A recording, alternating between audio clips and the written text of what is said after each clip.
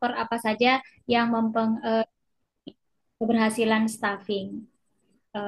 Selanjutnya, adapun tujuan masalah dalam makalah ini yaitu untuk memahami pengertian staffing itu sendiri dalam manajemen perspektif Al-Quran dan Hadis, lalu kemudian untuk mengetahui urgensi staffing sendiri, lalu untuk memahami manfaat, lalu kemudian memahami konsep, lalu memahami langkah-langkah yang ditempuh, lalu untuk mengetahui sasarannya, dan terakhir faktor yang mempengaruhi keberhasilan staffing.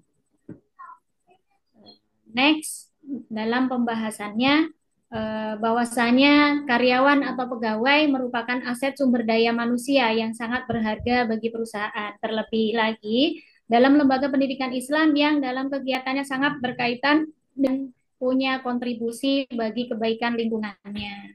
Oleh karena itu, penataan atau staffing dalam manajemen lembaga pendidikan khususnya adalah salah satu hal yang harus diperhatikan secara khusus oleh lembaga. Selain untuk merapikan struktur dan uraian tugasnya, maka proses staffing juga dapat memastikan karyawan ditempatkan sesuai dengan kemampuan atau skill mereka masing-masing.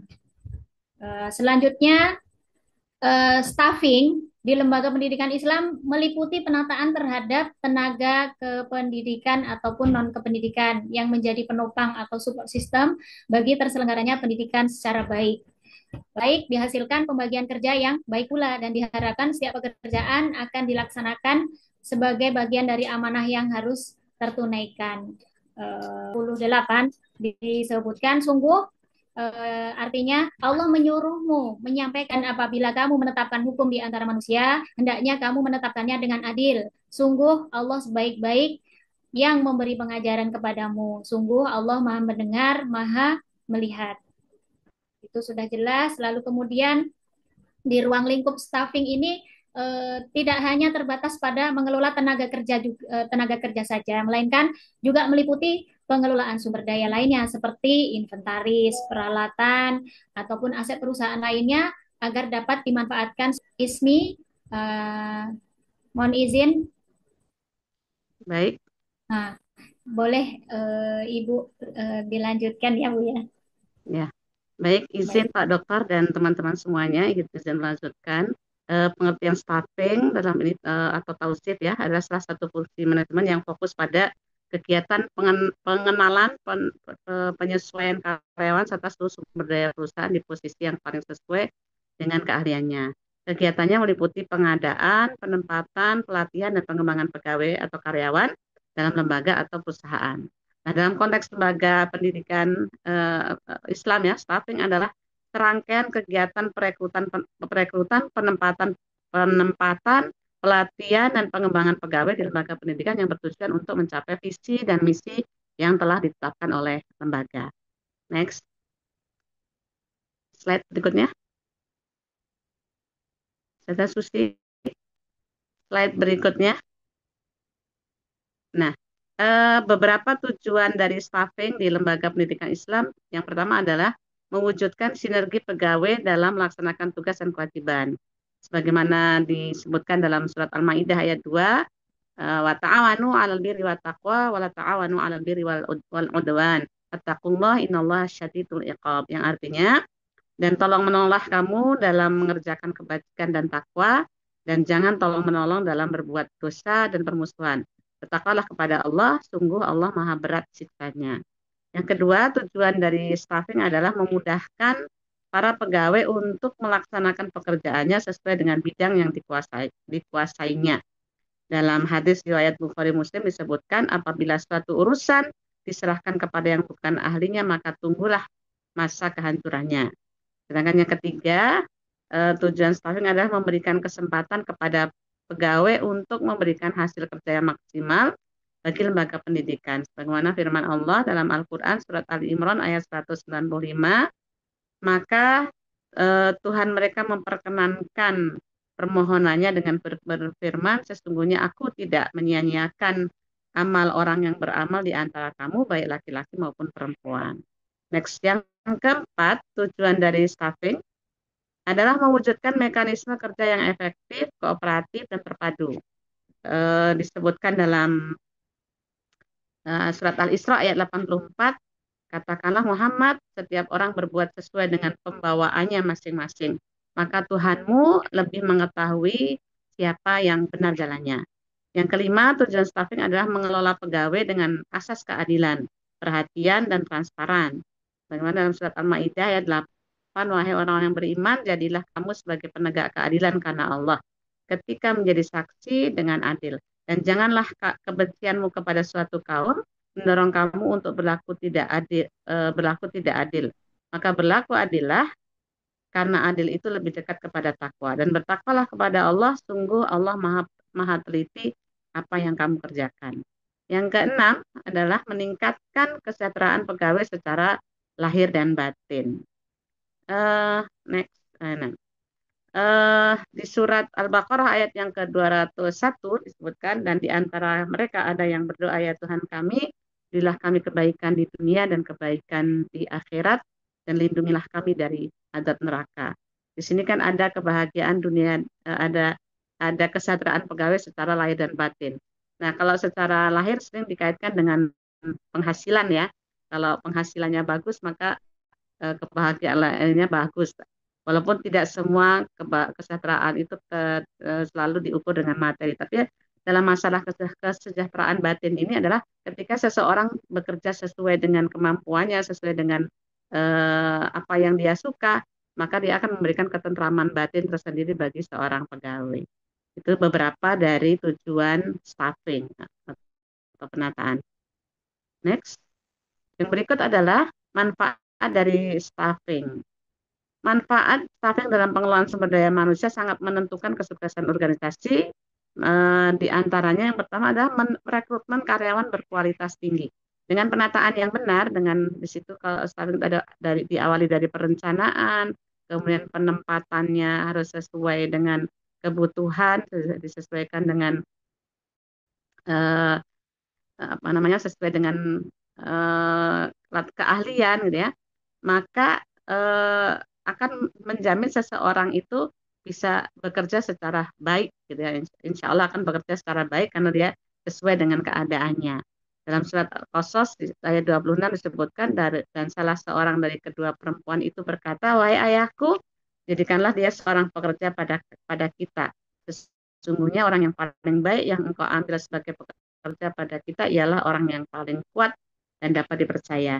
Beberapa waktu yang lalu Pak dosen sudah menyampaikan ini kisah tentang Nabi Musa alaihissalam ya, ketika beliau meninggalkan Mesir, kemudian beliau bertemu dengan putri Su'aib.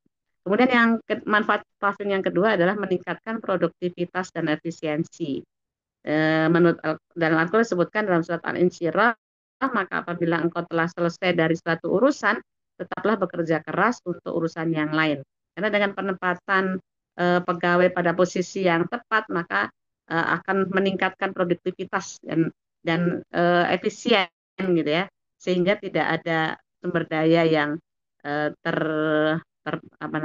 ada sumber daya yang mungkin tidak bermanfaat karena dia dimanfaatkan sesuai dengan potensinya. Kemudian manfaat yang ketiga adalah lebih mudah dalam melakukan adaptasi dan perubahan pasar dan teknologi.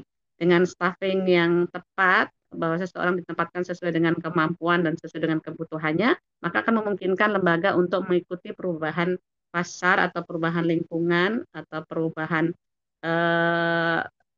medan ya, sehingga akan lebih mudah mengikuti dengan penataan pegawai yang tepat. Kemudian yang keempat adalah peningkatan kepuasan dari karyawan atau pegawai. Karena ketika seseorang tetap ditempatkan sesuai dengan tempatnya, kemudian jerih payahnya dihargai, dan kemudian kesulitannya didengarkan, maka seorang karyawan akan bisa akan bisa bekerja dengan baik sesuai dengan keahliannya, dan akan merasa mendapatkan perlakuan yang sesuai atau apa yang diharapkan gitu. Bagaimana firman Allah dalam surat Al-Zalzalah ayat yang ke-7, wa may ya'mal mithqala dzarratin khairan yarah. Maka barang siapa mengerjakan kebajikan sebesar zarah, niscaya dia akan melihat balasannya. maka dia akan melihat balasannya. Mohon maaf. Mungkin bisa dilanjut, Ustazah Susi, dengan fungsi staffing.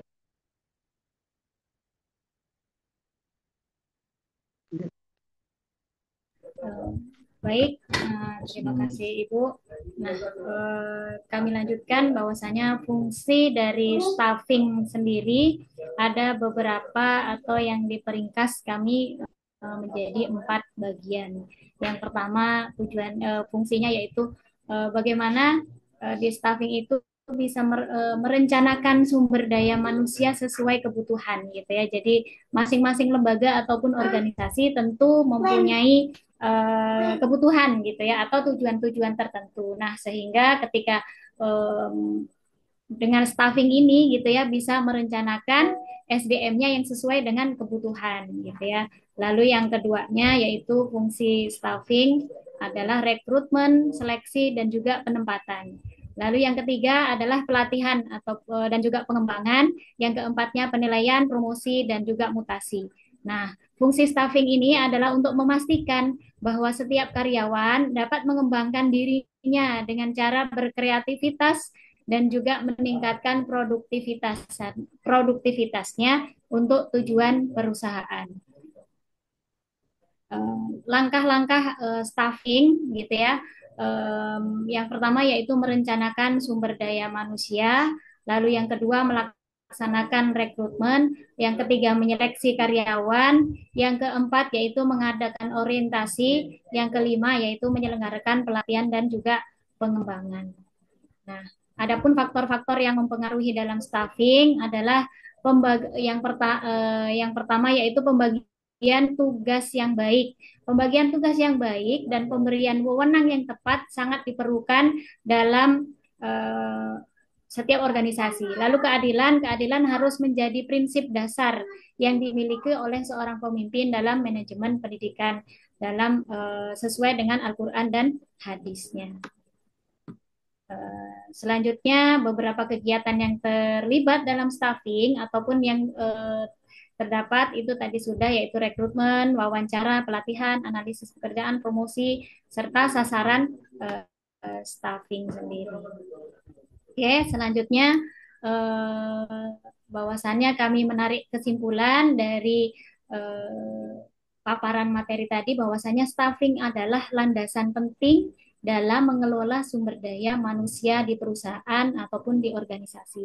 Lalu memastikan penempatan yang tepat dan pengembangan karyawan. Dengan proses yang terorganisir, maka staffing tidak hanya meningkatkan produktivitas dan kualitas layanan, tetapi juga meningkatkan kepuasan karyawan, menciptakan lingkungan kerja yang harmonis dan produktif gitu ya. Kalau bahasa versi anak-anak generasi milenial atau Gen Z gitu ya, sesuai passionnya seperti itu Bapak Ibu.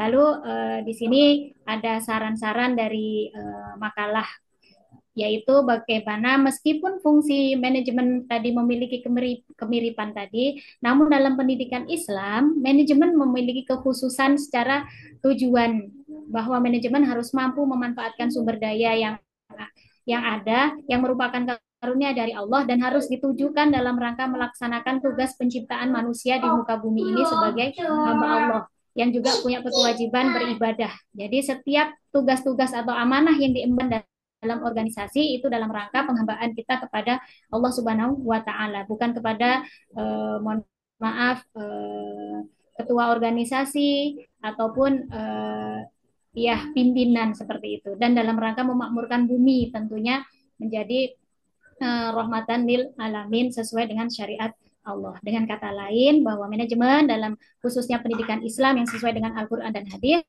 harus mampu menghasilkan manusia yang soleh dan juga muslih atau berdaya guna, sehingga aktivitasnya dalam organisasi bisa menyampaikan pada tujuan secara pribadi maupun kolektif dalam kerangka besar, yaitu beribadah kepada Allah dan juga kontribusi bagi kejayaan umat dan bangsa.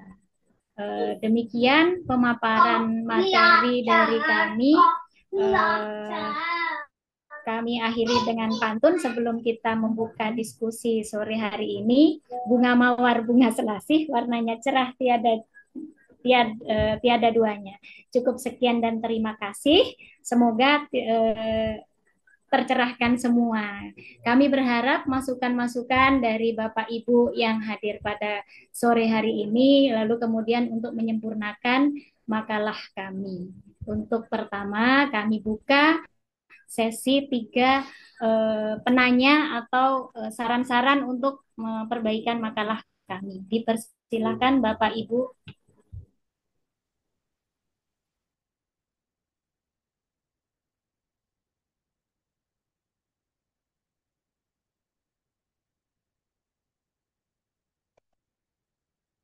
Mungkin langsung buka suara saja supaya mungkin saya kalau terlewat yang raise hand.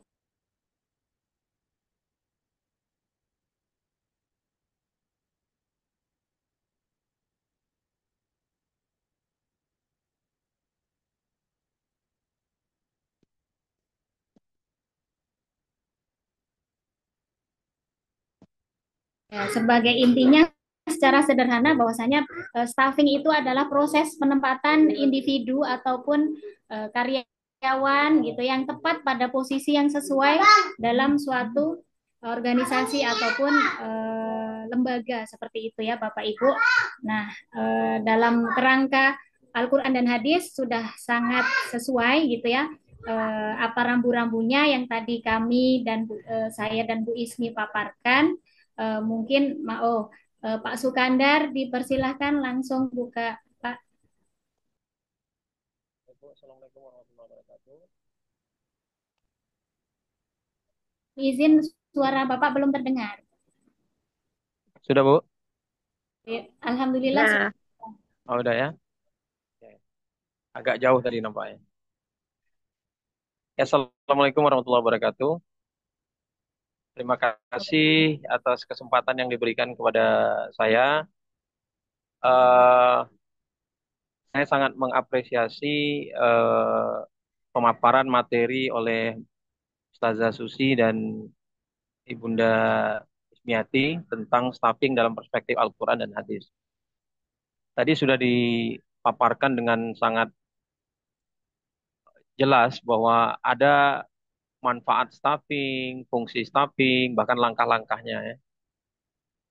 Mungkin ini hanya sebatas pertanyaan yang ringan, tapi penting mungkin bagi kami-kami yang baru, apalagi mungkin yang saya tahu bahwa Asakina ini kan luar biasa besar ya, memiliki karyawan yang lumayan banyak juga. Nah, mungkin bisa diberikan kiat-kiat atau tips kepada kami yang baru-baru ini, apa sih yang dilakukan oleh lembaga atau perusahaan yang Bu Ismi pimpin itu agar karyawan atau staf yang dimiliki itu betah dan bisa bertahan lama di lembaga pendidikan tersebut. Itu yang saya ingin tahu, Bu. Itu saja. Assalamualaikum warahmatullahi wabarakatuh. Waalaikumsalam warahmatullahi wabarakatuh. Baik, terima kasih Bapak Sukandar atas responnya dan juga pingin sharing gitu ya. Mudah-mudahan lembaga yang dijalankan Pak Sukandar dan Bapak Ibu semua juga berjalan sebagaimana harapan kita semua gitu ya. Tadi kami menegaskan bahwasanya pertanyaan Bapak Sukandar apa yang dilakukan oleh lembaga khususnya yang dipimpin Bu Ismi gitu ya tentunya di lembaga Asakina gitu ya agar stafnya betah dan juga bertahan lama ya karena kami juga bagian dari stafnya anak buah gitu ya. Alhamdulillah saya sudah bergabung selama 12 tahun Bapak Ibu sebagai informasi intermezzo ya Bapak Ibu gitu ya. Ya, kalau dari testi saya tentu saya nyaman dan apa yang menjadi tujuan saya gitu ya karena sebagai perempuan tentunya tugas utamanya di keluarga tentu menjadi ibu rumah tangga gitu ya tapi di lembaga ini gitu ya memfasilitasi dengan sangat baik ketika saya punya apa namanya amanah gitu ya berupa anak-anak gitu ya lalu lembaga mengadaptasikan gitu ya macam dibuatkan daycare gitu jadi saya ini semacam anak emas kali ya, sudah difasilitasi ya. Mungkin secara lengkapnya Bu Ismi kami persilahkan untuk menjawab. Baik, terima kasih Pak Sukandar yang sudah memberikan respon. Saya pikir mau bertanya tentang materi karena kami ini dua orang yang super sibuk persiapkan materinya ala-ala. Mohon maaf Pak Dokter, nanti kami perbaiki makalahnya insya Allah karena kami merasa masih banyak kekurangan. Tapi kalau misalnya menjadi sharing time buat kita semuanya ya. Pertama terima kasih atas baik sangkanya Pak Sukandar karena sebagaimana akan Allah mengikuti prasangka baik hambanya ya, mengikuti prasangka hambanya. Jadi prasangka baik itu akan menjadi doa-doa untuk kami untuk terus berbenah untuk menjadikan semua yang ada di lembaga ini menjadi satu tim untuk berusaha meraih surga Allah Subhanahu wa taala. Itu misi utama. Jadi kami punya punya jargon di yayasan adalah one family, one team, and one mission. One mission. One family artinya kami menganggap bahwa semua guru karyawan, anak murid, dan beserta keluarganya semua adalah keluarga kami. Sebagaimana kami ingin diperlakukan nyaman, tentu kami ingin memperlakukan seluruh anggota keluarga itu nyaman. Itu dasar utamanya itu. Kemudian kami juga punya moto tadi one one uh, one team ya. Kami adalah satu kesatuan tim yang sedang bekerja dalam pengawasan Allah Subhanahu wa taala insya Allah untuk meraih mimpi kami. Jadi satu keluarga, satu tim ini sedang bahu membahu untuk mewujudkan visi misi yang sudah kita tetapkan. Dan terakhir adalah one mission. Kami punya misi bersama di dunia dan bersama di surga. Itu yang menjadi landasan kami menata para pegawai sedemikian rupa yang mudah-mudahan betah ya karena tadi ada kalau Ustazah Susi itu baru 12 tahun, ada yang sudah 24 tahun bersama di yayasan dan tidak tidak tergerak untuk mau kemana-mana gitu ya. Nah, jadi beberapa hal mungkin secara ringkas. Yang pertama yang dilakukan dalam rangka penataan dan memberikan hawa nyaman ya bagi guru dan karyawan, staf dan warga di yayasan adalah menciptakan lingkungan kerja yang kondusif. Itu meskipun dari sisi sarana prasarana kita masih sangat kurang, tapi kita upayakan sebagaimana disampaikan oleh Ustazah Susi tadi menjawab ya kerisauan karyawan. Maka ketika kita menyadari bahwa guru-guru kita itu masih muda-muda, maka pasti produktif ya. Namanya masih muda pasti produktif. Maka kami menyiapkan support sistemnya berupa PAUD dan penitipan anak. Jadi ketika guru akan mengajar, maka anandanya cukup dititipkan. Kemudian ketika mau menyusui, dia bisa bisa menggunakan waktu istirahatnya untuk menyusui. Dan ini akan memberikan rasa tentram bagi guru karyawan yang memang harus harus mengajar, yang diajarkan anak orang gitu ya.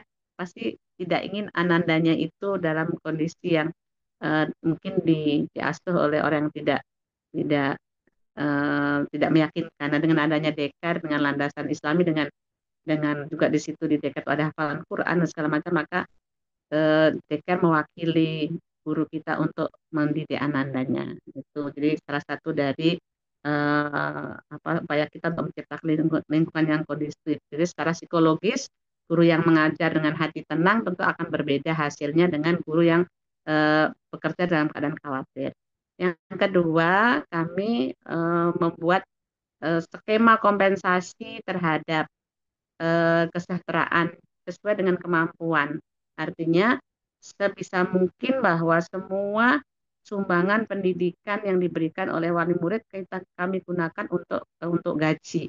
Jadi meskipun belum bisa UMK ketika masuk ya, tapi dalam perjalanan insya Allah lewat dari UMK ya Ustazah Susi ya, Ustazah Kimi, Ustazah Tendi di sini ada ya. Jadi memang misi kami ingin usahakan karyawan. Memang kalau lagi masuk mungkin ya standar gitu ya, kecil gitu, tapi kami masih meyakini walaupun sekecil-kecilnya di lembaga kami kayaknya masih lebih besar gitu dibandingkan yang lain, karena memang kita niatnya seperti itu, ingin memberikan kompensasi yang kalau boleh dikatakan kompetitif. Karena kalau enggak, banyak pegawai nanti yang ingin masuk, misalnya keluar cari tempat yang lebih lebih gede penghasilannya, atau daftar pegawai negeri gitu ya. Itu yang kita tidak inginkan, karena ketika seseorang misalnya daftar pegawai, maka pasti bisa dipastikan bahwa hatinya tidak bersama kita. Kalau tidak bersama kita berarti dia tidak akan lagi bisa memberikan kemampuan maksimalnya kepada lembaga, karena dia menginginkan tingkat kesejahteraan yang lebih tinggi gitu. Kemudian juga kalau misalnya orang lain ada THR, kita juga mengupayakan bahwa tiap tahun harus ada THR, kemudian ada eh, apa subsidi, kalau boleh dikatakan subsidi bagi guru, anak guru dan karyawan. Jadi anak guru karyawan yang sekolah di lembaga kita, tiga orang anak itu gratis SPP-nya. Nah, dan uang masuk dan SPP-nya itu gratis. Dan itu kalau dihitung-hitung gitu ya, nah lumayan juga kan kali tiga anak gitu ya. Kalau anak keempat bayar, anak keempat. Kemudian berikutnya ada fasilitas yang tidak bisa diuangkan di lembaga kita, yaitu fasilitas pembinaan keislaman. Jadi seorang guru karyawan yang masuk ke lembaga kita, maka dia wajib mengikuti upgrading, peningkatan kapasitas kepribadian. Dengan kata lain, orang masuk ke lembaga kita dia harus lebih soleh dibandingkan sebelumnya gitu. Jadi ada upaya-upaya untuk itu. Misalnya kalau program tahunan itu ada Saberhab. Apa singkatannya, Saudara Susi? Saberhab. Eh, Sapu bersih hafalan Ibu gitu. Jadi iya. program dari tadi pembinaan pribadi gitu ya, salah satunya dengan sapu bersih hafalan Bapak Ibu. Jadi ada yayasan, ada program itu setahun 2 kali kalau untuk yang reguler, untuk guru karyawan yang sudah banyak hafalannya, kita juga punya program baru namanya simaan gitu ya. Jadi memurojaah hafalan-hafalan Al-Qur'an yang sudah ada gitu ya untuk dijaga selalu gitu ya. Sementara bagi kami-kami nih yang mungkin hafalannya AC juz 30, juz 29 gitu-gitu terus, itu namanya setiap semester itu akan ada sapu bersih hafalan itu Bapak Ibu. Itu mungkin seleri yang tidak berupa materi dan itu vitamin bagi kami. Iya. Dan di setiap Ramadan kita ada namanya Daurah Tahfizul Quran, 1 pekan itu menghafal 1 juz ya. Dan itu menjadi program yang unggulan, karena kita ingin guru-guru kita ketika dia mengajar, dia udah punya bekal. Di sisi rohiyah, hubungan dia dengan Al-Quran baik, hubungan dengan Allah baik, maka ketika dia mengajar, dia punya punya misi pendidikan, tadi kan berbahasa kami kan soleh dan mensolehkan gitu, atau musleh gitu. Itu yang tidak bisa diuangkan ya, ada BPI, ada hafalan Quran yang harus dimiliki oleh seorang guru, karena kita basisnya adalah basic Al-Quran. Jadi nggak mungkin kita ngajar anak hafal Quran tapi gurunya nggak hafal Quran, tuh nggak mungkin. Kita mengajar anak dekat dengan Al-Quran tapi gurunya nggak dekat dengan Al-Quran, tuh nggak mungkin. Sesuatu yang nanti menjadi utopia saja. Makanya sekian program itu sebenarnya untuk meningkatkan kapasitas karyawan.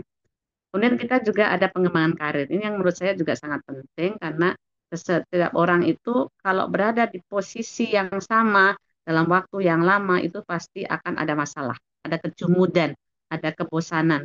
Maka ada peluang untuk pengembangan karir. Jadi di kita itu sudah biasa dari satpam jadi guru Quran, karena dia ketika masuk memang security ya satpam, tapi begitu dia mengikuti pembinaan pribadi Islam, pribadinya menjadi lebih baik, kemudian dia hafalan Quran, bacaannya bagus ya, yang tadinya mungkin belum bisa ngaji, belum lancar ngaji, kemudian dia dibina bisa ngaji, akhirnya dia mencapai level bisa menjadi seorang ustadz gitu ya, atau ustazah. Kalau banyaknya ustadz ya, karena kalau misalnya dari janitor, dari penjaga sekolah, kemudian berubah menjadi guru. Itu biasa, jadi kita nggak pernah membedakan seseorang statusnya menurut jabatannya, enggak, karena semua orang yang ada di dalam lembaga ini adalah para pengemban amanah, semua dipanggil ustadz. Jadi mau security juga ustadz, mau mau janitor juga panggilnya ustadz atau ustazah. Tapi ini juga menjadi satu hal yang membanggakan juga ketika di luar kerja di mana. Nah, kerja di mana lembaga itu memposisikan dia sama, gitu ya. Jadi tidak dipanggil, oh itu cuma penjaga sekolah, enggak. Jadi kita semuanya adalah ustadz. Bahkan kepala sekolah, ketua yayasan kalau manggil gurunya, memanggil security-nya, memanggil janitornya tetap panggilnya ustadz, ya, atau ustadzah. Dan kemudian yang terakhir barangkali karena tadi biar nggak cepat keluar gitu ya, bahwa setiap orang berhak untuk dihargai, ya, setiap orang berhak untuk dihargai. Maka ada program pengakuan dan penghargaan untuk karyawan, meskipun dalam konteks ini kita belum bisa maksimal, tapi sudah kita rintis untuk bisa memberikan penghargaan pada guru dan karyawan yang punya kontribusi yang besar. Salah satunya dengan program umroh, ya. Saya ingin umroh gitu ya, ada program umroh setahun itu, awalnya cuma satu orang, tapi alhamdulillah sekarang bisa untuk satu tahun bisa diprogram untuk umroh 2 orang. Jadi ada harapan besar guru-guru yang mengajar di Al-Sakinah, kayak yayasan di bawah yayasan ya, itu bisa umroh dibiayai oleh yayasan. Itu barangkali masih banyak sebetulnya ya, karena memang bagi kami ada istilah kalau yang kami selalu sampaikan ke guru karyawan, bahwa guru dan karyawan di lembaga kita adalah aset. Kalau aset itu berarti sangat sangat berharga, tapi nggak boleh dijual ya, meskipun aset. Tapi dia aset yang berharga, karena tanpa guru dan karyawan, lembaga pendidikan insan Sakinah itu nggak ada apa-apanya. Maka kami sangat memberikan apresiasi kepada guru karyawan yang betah, dia mencurahkan segala kemampuannya untuk lembaga, dan itu imbasnya berdampak pada kepercayaan masyarakat. Alhamdulillah kami kalau buka pendaftaran sebentar saja udah penuh. Itu menandakan bahwa masyarakat percaya pada guru-guru kami, bukan pada hanya lembaganya, tapi pada guru-guru kami, bahwa ketika menyerahkan kepada lembaga kami, guru-gurunya akan mendidiknya dengan baik. Itu mungkin Pak Sukandar, mohon maaf agak panjang, tapi karena memang itu sharing sharing sharing ya, forum sharing, mungkin bisa jadi menjadi inspirasi buat kita semuanya. Tapi kalau soal puas, selama kita masih bernama manusia, kayaknya puasnya nggak ada gitu ya. Tapi kita akan saling mengisi bagaimana perjalanan kita. Saya sering menyampaikan kepada teman-teman di yayasan, ke dalam forum kumpul, ini peluang kita untuk masuk surga. Jadi jangan sampai disesali keberadaan kita, karena dalam setiap torehan karya di lembaga, maka itu akan menjadi pemberat timbangan kebaikan kelak di hari kiamat. Dan motivasi ini menurut saya itu sangat penting, karena kalau kerjanya hanya untuk dunia cuma sebentar aja, tapi kalau kita kerja untuk akhirat, efeknya lama. Itu Pak Skandar, terima kasih. Assalamualaikum warahmatullahi wabarakatuh.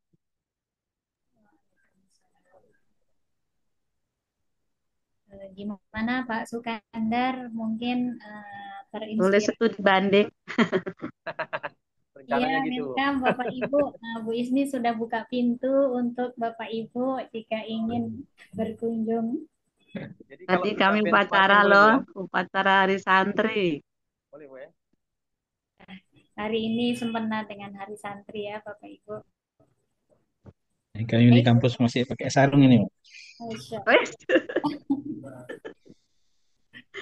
Ya, anak kami ada tuh Pak di ini, di Pain, ikut Siapa, Bu? acara. Anak-anak SPS Oh iya ya, ikut pameran. kebetulan sekarang ada lomba juga kan. Iya, Ada, iya.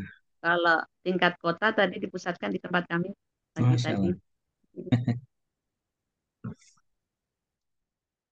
Baik, Bapak Ibu, apakah ada yang mau saran ataupun sharing-sharing sama dengan yang Bapak Sukandar ini, atau mungkin dari Pak Ketua, Pak Melvin, atau dari Bapak Ibu yang lain, atau langsung pencerahan dari Pak Dokter, disilahkan.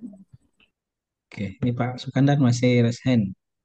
Masih belum puas atau gimana, Pak Sukandar? Sepertinya raise hand-nya menandakan Yang mau yang bertanya tadi kepada itu Pak Sukandar. Iya, Mohon izin Bu Ismi, Bu Susi, dan Pak Dokter. ya, Baik, silakan Mbak Pak. Pin. Assalamualaikum warahmatullahi wabarakatuh. Waalaikumsalam. Waalaikumsalam warahmatullahi wabarakatuh. Masya Allah, luar biasa sharing tadi yang disampaikan sama Bu Ismi. Nah, saya kalau mendengar sharing-sharing yang disampaikan Bu Ismi ini, terbayang ketika saya masih khidmah di Jawa Barat dulu, di SDET, di salah satu kota di Jawa Barat. Memang seperti itulah cara yayasan menaungi guru-gurunya, karyawannya, tidak membeda-bedakan mana satpam, mana apa namanya, mana TU, mana guru, semuanya dianggap sama sehingga mereka punya jenjang karir yang awalnya seorang TU bisa berubah menjadi guru, yang awalnya seorang OB bisa naik menjadi guru. Nah, ini luar biasa. Sebenarnya ini apa, untuk kita di Tanjung Pinang atau di Bintan ini peluangnya sangat besar bagi kita yang baru memulai membangun lembaga pendidikan. Ini mungkin apa, ini sebenarnya bisa dibilang bocorannya dari Bu Ismi buat kita semuanya. Lebih bagus lagi kalau seandainya suatu saat nanti kita langsung datang ke Asakina, jadi melihat langsung apa namanya kegiatan-kegiatan yang ada di sana gitu. Cuma ada sedikit yang ingin saya tanyakan sama pemakalah hari ini, mungkin juga nanti kepada Pak dosen. Kemarin itu kan sempat kita membahas tentang pengorganisasian ya. Nah, jadi pengorganisasian itu kalau saya tidak lupa itu tentang meletakkan SDM sesuai dengan topoksinya, dengan apa nama latar belakangnya. Nah, tadi saya lihat definisi dari staffing ini tidak jauh beda antara pengorganisasian dengan staffing gitu. Jadi sebenarnya apa namanya ya, perbedaan dasar antara organizing dengan staffing ini, antara tanzif dengan tauzif ini apa sebenarnya? Nah, jadi mohon diberikan pencerahan kepada kami yang mungkin terkadang ada kata-kata yang mirip-mirip atau tugas-tugas yang mirip ini sebenarnya berbeda gitu. Jadi mohon pencerahannya dari Pemangkalah atau nanti dari Pak Dokter secara langsung. Terima kasih. Assalamualaikum warahmatullahi wabarakatuh. Waalaikumsalam. Assalamualaikum warahmatullahi wabarakatuh. Terima kasih Pak Melvin yang sudah ya tadi ada sharing lalu kemudian bertanya bagaimana titik perbedaannya gitu ya antara pengorganisasian yang kemarin pekan lalu kita sudah diskusikan lalu yang sekarang dengan staffing gitu ya. Mungkin Bu Ismi mau menjawab. Baik, saya jawab ala saya saja ya. Nanti kita minta pencerahan kepada Pak Dokter gitu ya. Eh, tapi saya komentari dulu apa yang disampaikan Pak Melvin. Kami kalau dalam soal ilmu, ilmu ini kan kalau dibagi jadi sedekah ya, sedekah. Jadi siapapun yang memang ingin mengambil ilmu yang ada di kami persilahkan. Untuk masalah pengelolaan SDM, di sini ada Ustadzah Kimi yang menggawangi PSDM. Mudah-mudahan nanti bisa banyak diskusi. Kemudian untuk masalah BPI bidang kita ada namanya bidang adab. Adab itu singkatan dari Al-Quran, dakwah dan BPI itu yang mengelola guru karyawan dari sisi peningkatan pemahaman agama sampai kepada penerapannya dan juga tadi Al-Qurannya. Nanti bisa sama Ustadz Ansori dan Ustadzah Susi. Ustadz Ansori yang beliau fokus di Qurannya ya. Ustazah Susi lebih pada BPI-nya yang memang kalau BPI ini kan kalau ini pengajian pekanan lah intinya, pengajian pekanan di mana untuk meningkatkan pemahaman tentang Islam. Jadi kalau di Asakir itu biasa ada guru yang ketika daftar masih pakai celana jin, jilbabnya diikat gitu ya. Tapi begitu sudah masuk karena ada proses untuk memahamkan tadi, ya alhamdulillah sekarang sudah bisa pakai jilbab syar'i, pakai kaos kaki gitu ya. Bajunya udah nggak sempit-sempit lagi karena memang bukan hanya sebagai tuntutan lembaga tapi juga secara pemikiran mereka berubah. Kemudian saya ingin mencoba menjawab tentang perbedaan antara staffing dengan organizing.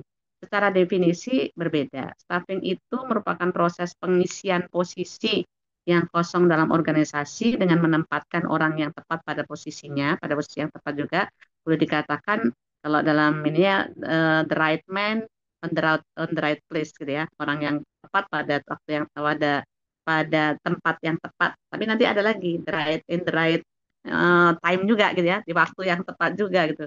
Kadang orangnya udah tepat, tempatnya tepat, tapi waktunya nggak pas gitu. Itu juga jadi masalah nanti. Maka kita memungkinkan adanya mutasi. Ini mutasi buat kita karena kita ada 221 orang pegawai, maka mutasi itu menjadi sebuah keniscayaan gitu. Jadi tidak ada orang yang boleh menduduki satu tempat yang sama karena bisa jadi seseorang itu akan bosan bisa jadi dia akan ada penyakit. Kalau orang udah diam terlalu lama tuh bisa ada penyakit gitu ya.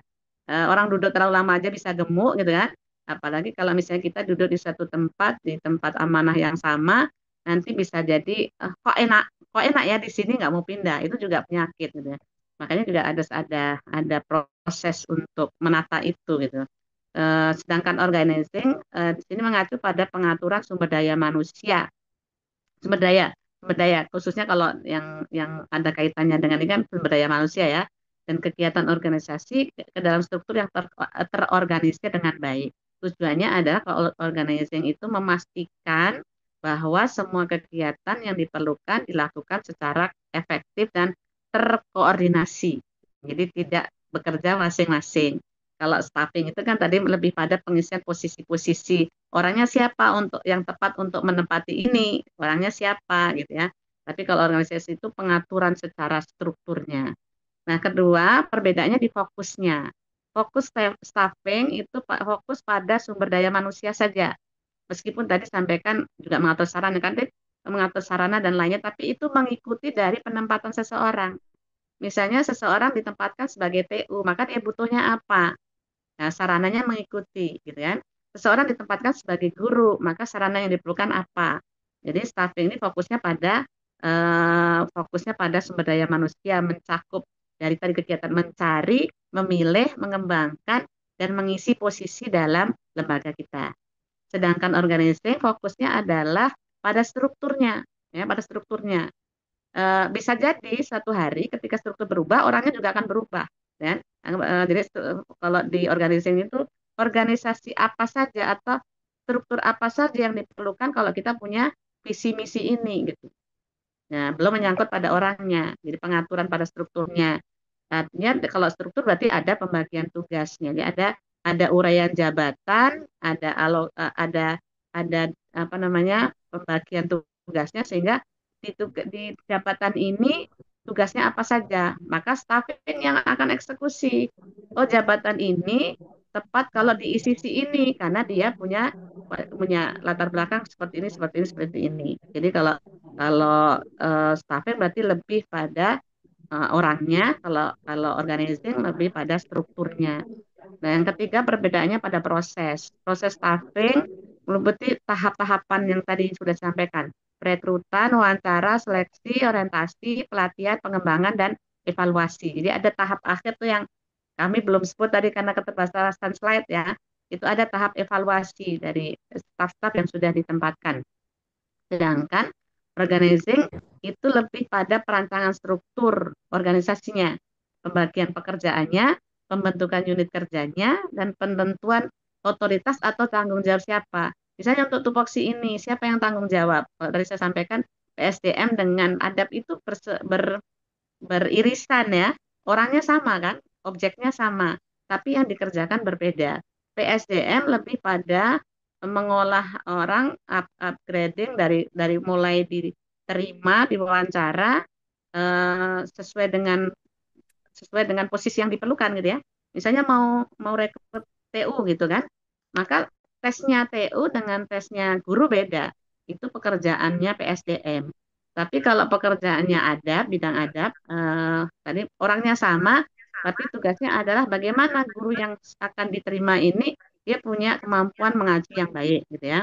Kemudian dia punya kepribadian yang baik dari sisi keislaman karena kita adalah lembaga Islam. Jadi lebih pada prosesnya tadi ya, kalau prosesnya staffing itu pada orangnya gitu ya, melalui tahap-tahap tadi, ke organisasi pada strukturnya. Jadi pekerjaannya dibuat dulu, baru dicari orangnya. Kemudian yang terakhir, perbedaan yang keempat pada tujuannya. Tujuan dari staffing itu adalah memastikan bahwa organisasi itu memiliki orang yang tepat dengan keterampilan yang tepat di posisi yang tepat. Yang tadi saya sampaikan, the right man on the right place untuk apa? Untuk mencapai tujuan. Jadi jangan sampai kita punya tujuan tapi nggak ada orangnya gitu ya, yang bisa mengeksekusi tujuan itu. Nah, sedangkan organizing tujuannya adalah untuk menciptakan struktur organisasi yang efektif, di mana setiap tugas dan tanggung jawabnya jelas, serta memastikan koordinasi antar bagian bisa berjalan dengan lancar. Jadi dia yang mengatur lalu lintas orangnya. itu bagian organizing. Dan yang terakhir adalah waktu pelaksanaannya ya. Kalau staffing itu proses yang terus berlanjut selama masih ada lembaga, maka selama itulah tugas staffing itu terus berjalan. Jadi madal hayah gitu ya, selama seumur hidup gitu kalau tugas staffing.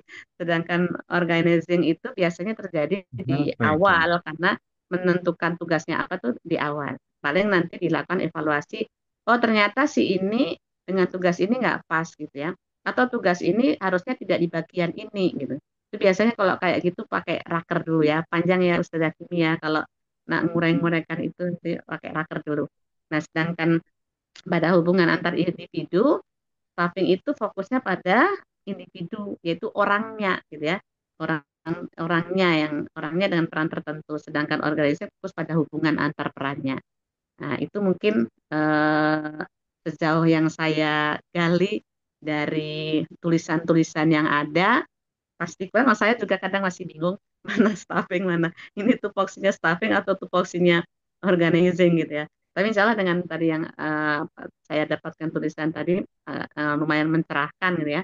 Ternyata meskipun mirip antara staffing dengan organizing itu ada perbedaan.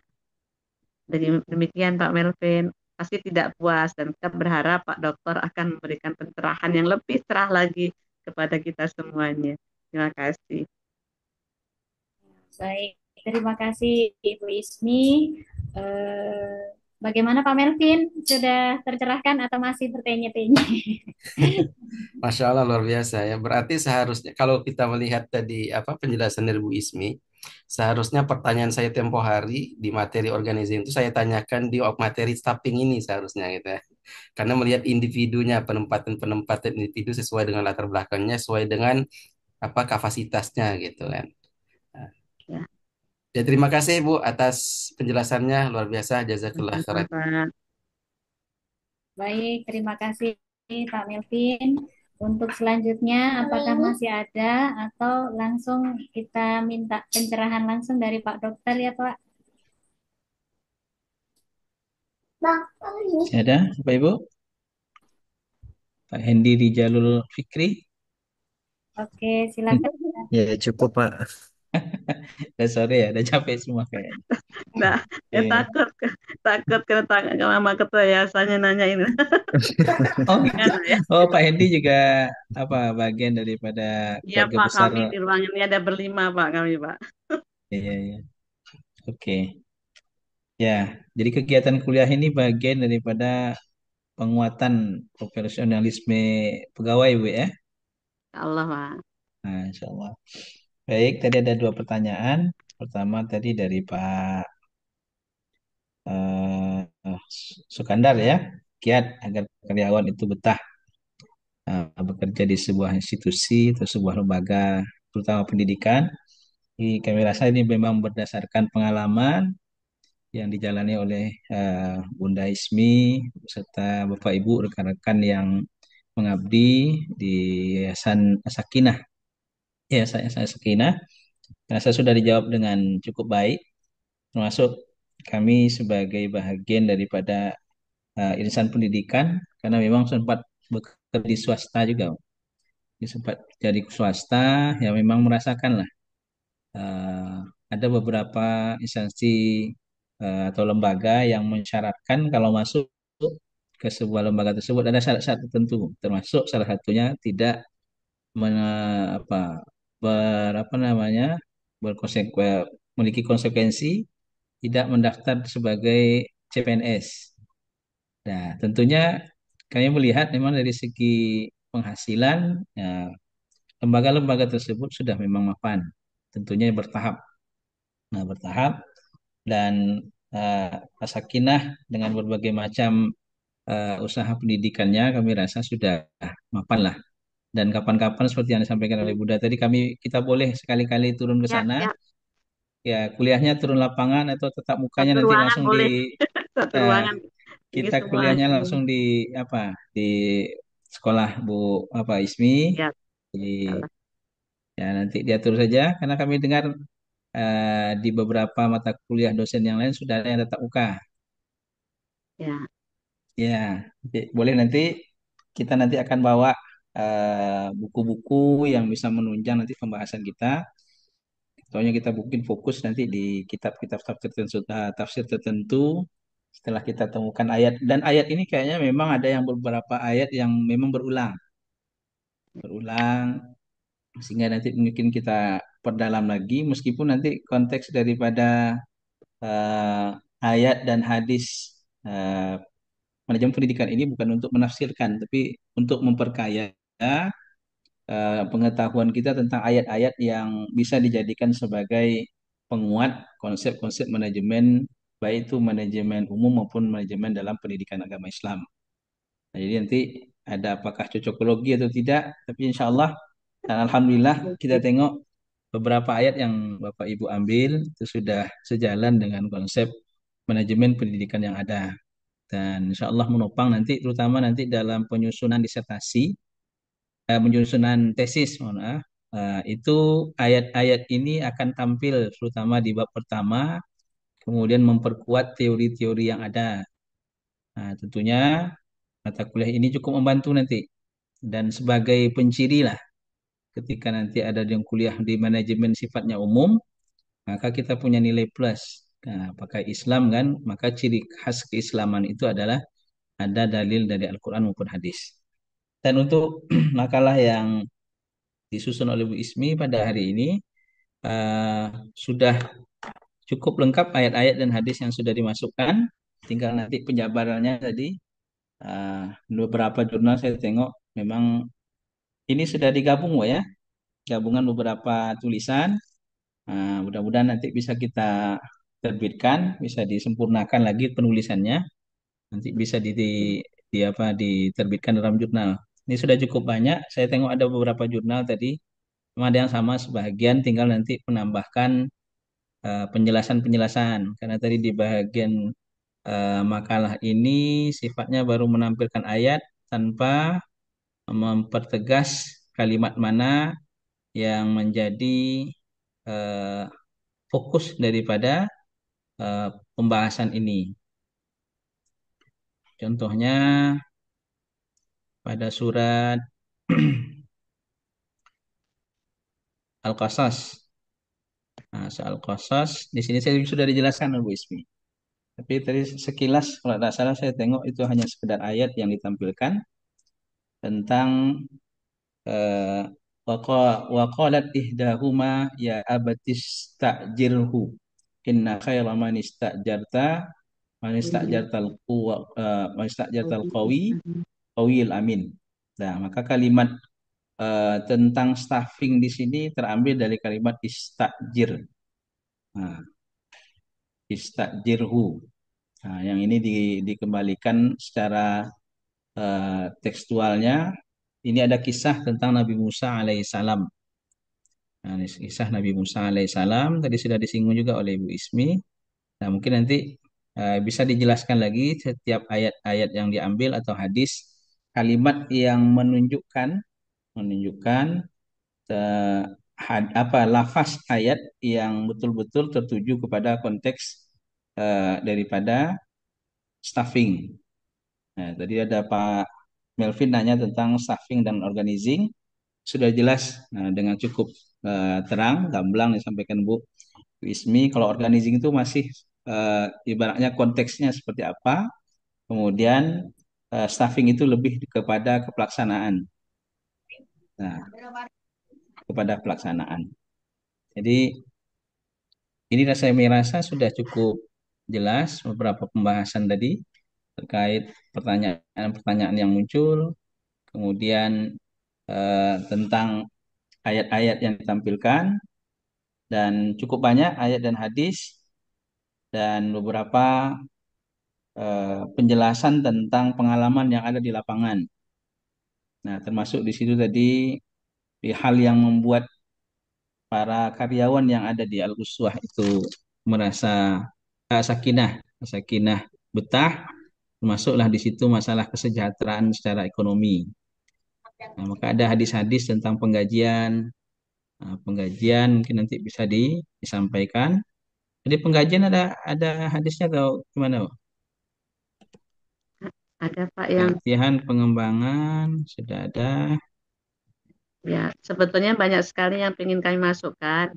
Iya, Cuman pertama kalau ditakut menjelaskannya salah, ya kedua oke. takut ya jadi kami menunggu arahan Pak Dokter saja. Kalau Oke. kalau misalnya itu bisa diperbaiki, insya Allah kami perbaiki Pak Dokter. Ya, tapi tinggal nanti menambahkan kalau nanti bisa diberi tanda untuk di makalahnya boleh ditebalkan kalimat pentingnya atau diberi warna berbeda juga tidak apa-apa. Kalau di beberapa jurnal itu kita lihat memang pekajiannya kepada penafsiran. Nah, kita sebetulnya fokusnya bukan kepada penafsiran, tapi sedikit banyaknya adalah lafaz-lafaz yang nanti bisa kita tandai bahwasanya kalimat itu sebagai eh, konteks konsep dasar dalam hal-hal terkait materi yang kita bahas untuk hari ini tentang staffing. Nah,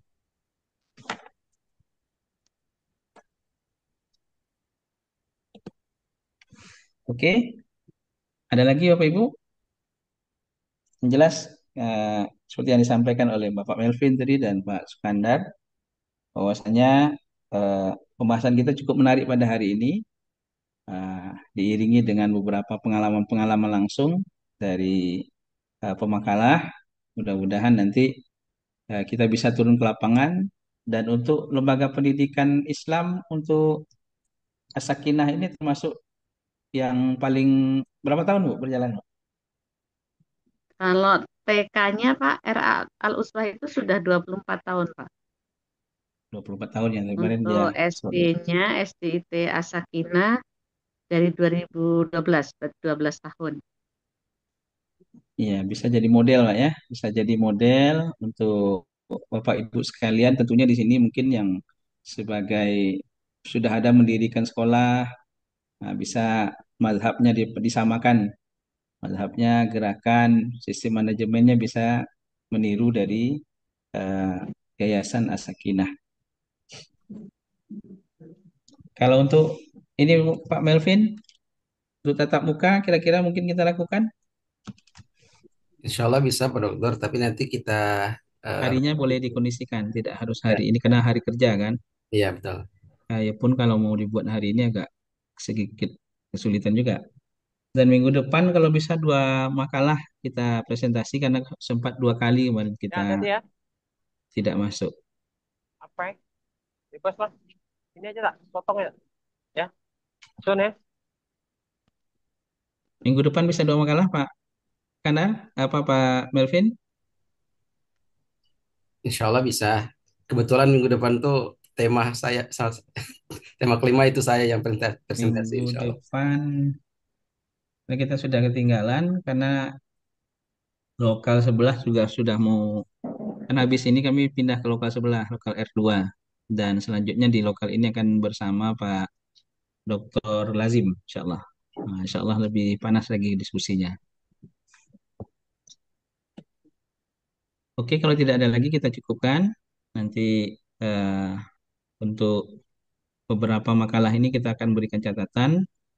Insya Allah nanti kita kirimkan kembali makalahnya. Dan mudah-mudahan nanti bisa diperbaiki, disempurnakan kembali.